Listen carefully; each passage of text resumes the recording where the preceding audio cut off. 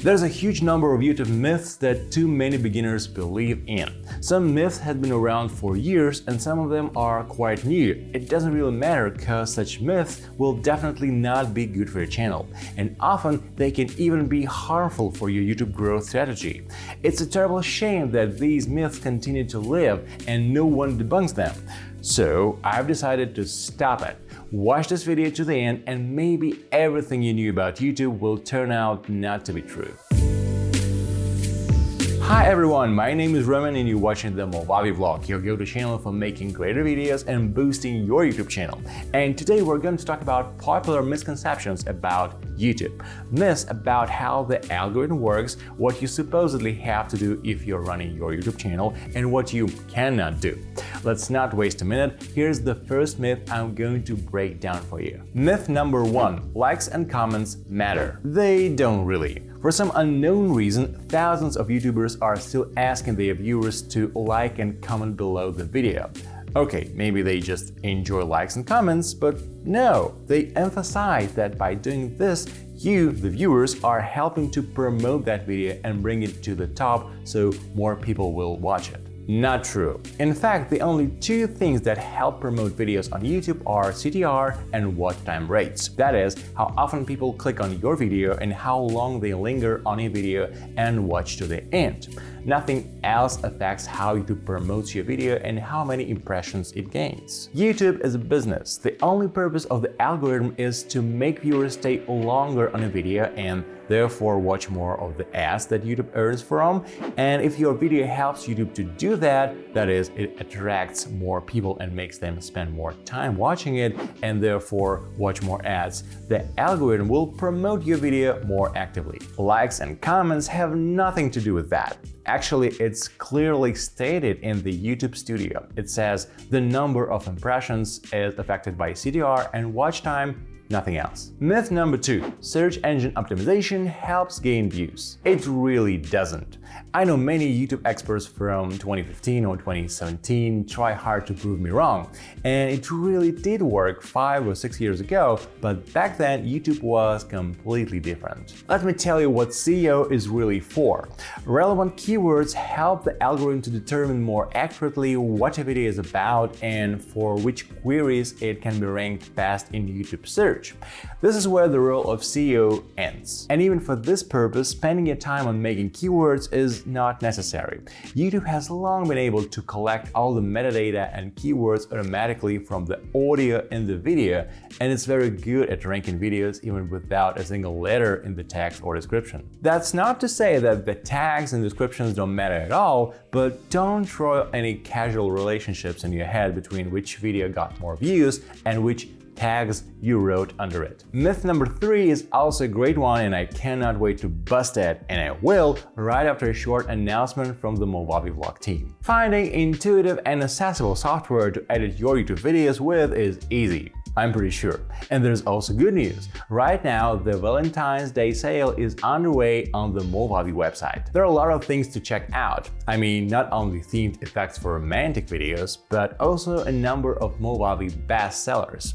For example, I recommend you take a closer look at Movavi Unlimited, the annual plan which brings together 10 programs covering video editing, screen recording, photo retouching, even effective work and study, all at the price of one product. By the way, Movavi Unlimited includes unlimited access to the effects store, where you will find anything you might need to bring a consistent look to your videos, which is a must for every YouTuber, I think. Well, click on the link in the description or pinned comment to learn more about this and many other special deals at 20%, 40% and even 84% off. The offer is time limited, so hurry up to pick gifts for yourself and your loved one. Myth number 3. You have to make vivid and contrasty thumbnails. And we shall be back to our YouTube myths. Well, not always. There must be a balance. I think you've all noticed that YouTube is full of super vivid thumbnails. In the past, it was quite appropriate because the preview pictures in the YouTube app used to be really too small.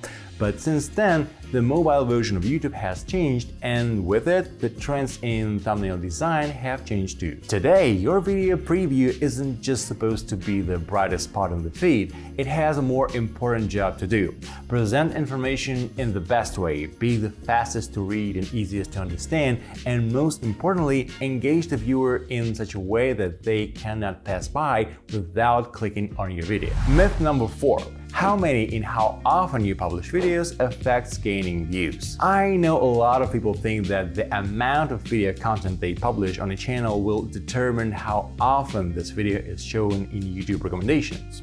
Like, YouTube knows that you make new videos often, so it needs to put your videos in recommendations more often? Well, it works a little differently. Certainly, the frequency of video uploads is important. After all, the more videos you publish, the more views the channel has in total. But you shouldn't forget those popular YouTubers who upload videos once every 2 or 3 months and still hit the trends. The most important thing is how fast your single new video gains views. The greater the content itself, the more likely your subscribers will remember you even after a big break. This in turn will give you a high CTR and watch time. And the algorithm doesn't care how often you published videos before that. So there's no direct relationships between impressions in the recommendations and the frequency of publishing videos. Myth number 5. YouTube Shorts will boost your channel. That's unlikely. I know Shorts are a big thing right now. YouTube is constantly bringing Shorts to the attention of creators, releasing updates and encouraging everyone to do more Shorts, promising great success. Clearly, because with Shorts, YouTube is trying to compete with TikTok and Reels, and you've probably come across YouTube experts who claim that Shorts are the new and most effective way to boost your channel up. In fact, in terms of the YouTube algorithm, Shorts won't help in any way to promote your channel. And the thing is that the ordinary YouTube videos and Shorts are two different feeds. They are not connected to each other either by a recommendation system or keywords or search tools or crosslinks. Roughly speaking, Shorts are like a second YouTube inside the main YouTube. There is close to zero chance that someone will suddenly come to your video or your channel from someone else's Shorts, and vice versa. Other people's popular videos will hardly ever bring views to your Shorts. It's easy to see. Open YouTube and turn on a random short. What happens next? You stay in that feed forever. Well, until you watch all the shorts on YouTube. YouTube will just show you different short videos without interruption. And the most interesting thing that might happen potentially is that you might like the creator of a short so much that you would want to go to their channel and subscribe, but that happens very rarely. And even here, there's a catch. Shorts don't help promote your channel not only just because of the nature of the feed or the algorithm. The fact is that those who spend time on YouTube watching Shorts and those who watch regular videos are different people. They do it in different situations. Those who surf the Shorts feed will hardly ever watch your long videos, even if they like you as a creator and decide to subscribe to your channel. After that, they will probably go back to the Shorts feed, watching even more short videos. And actually, most subscribers who came to you from your Shorts feed will become dead weight on your channel and will only be back to your channel for more Shorts. I wouldn't say Shorts are useless. It's a good way to attract additional audiences, or better yet, to remind current viewers of upcoming videos to increase activity on your channel. But expecting Shorts to promote your channel is pointless. Myth number 6. The myth of the golden CTR. This is the most beautiful, the most unbreakable, and the silliest myth. But I understand why it's so tenacious. When you are no longer new to YouTube, when you start to understand statistics, when you constantly check metrics in your YouTube studio, when you know what CTR and watch time are and why they matter, at some point you really want to believe that there's a certain golden CTR and all you have to do is reach that value. In YouTube creator communities and in the comments to YouTube experts, this is one of the most common questions. My video has a CTR of 5%. How much CTR does it take to get into trends? And then there are hordes of YouTube experts with catchy headlines like "The golden CTR has been found" or "This is how much watch time successful videos should have." In fact, there's no golden CTR for all, neither is watch time. A video with 1 million views can have a CTR of 6% and watch time of 55% retention. However, your video can have a CTR of 20% and watch time of 80% and 500 views. There is no universal standard for CTR and watch time or audience retention rate because there are too many additional factors. For example, what niche you're making content in, how YouTube determines your keywords and the topic of your video, who mostly watches your videos and how, subscribers through notifications, random people through recommendations or by search on YouTube, how quickly your videos gain views and how quickly the views growth ends. The only thing you should look up to when analyzing your CTR and watch time numbers is your own videos. They are the ones who create the normal level from which you should strive to build up CTR and watch time rates. Even so, be careful with statistics. It often happens that you've made a new video and it gets noticeably more views than other videos before it.